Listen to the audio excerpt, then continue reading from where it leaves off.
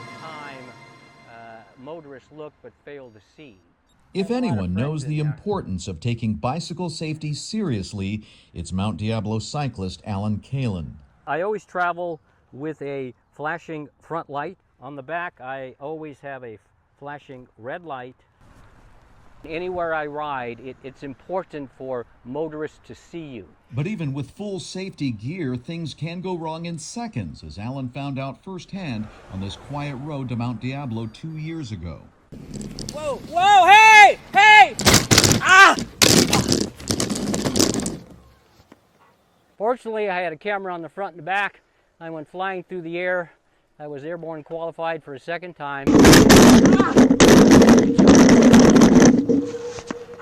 I was not severely injured, but I went off to the hospital. At the time, Alan, a retired teacher and colonel in the Army Reserves, was already leading an effort to make the road to Mount Diablo safer for bike riders and motorists. Oh my God. Are you okay? The collision added his name to the growing list of crashes, close calls, and near-death experiences for cyclists on the mountain. Many of those incidents have been recorded by the cyclists themselves. In 2019, one cyclist was killed outside the entrance to Mount Diablo State Park, and the cycling community has placed a white-painted ghost bike to mark the spot. The ghost bike is in remembrance of Mayan Jones.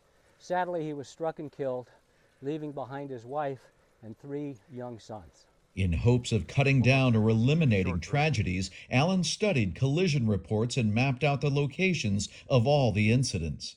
And realized that 80% of all collisions were occurring on or near blind curves. When drivers pass cyclists on the steep and twisty road, they often veer into the opposing lane without being able to see if anyone's coming. And with 1,000 bikes and cars on the mountain on busy weekend days, there often is. But this week, state parks and a contractor crew started work on what may be a life-saving solution: bicycle turnout lanes on blind curves. Cyclists merge into the bike lane. Motorists are allowed to stay in their lane and not hit a descending cyclist. 22 new bike turnouts are being added to the 17 previously built on Southgate Road, and in coming years a total of 67 will be built on the mountain at a cost of about $700,000. And I love bike turnouts. Bike turnouts, every bike turnout has the potential to prevent a collision and save a life. Mount Diablo State Park Chief Ranger Ryan Goring says the turnouts are already making a difference. A lot of the safety improvements we've done over the years with the local bicycle community and our partners, we've been able to reduce a lot of the collisions significantly. So we're really happy to install 22 more bike turnouts in the park, and hopefully we'll be able to install a few more in the future as well with additional funding.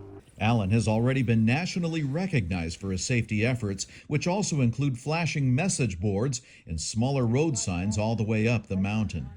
I can't thank California State Parks enough for helping us to install bike turnouts.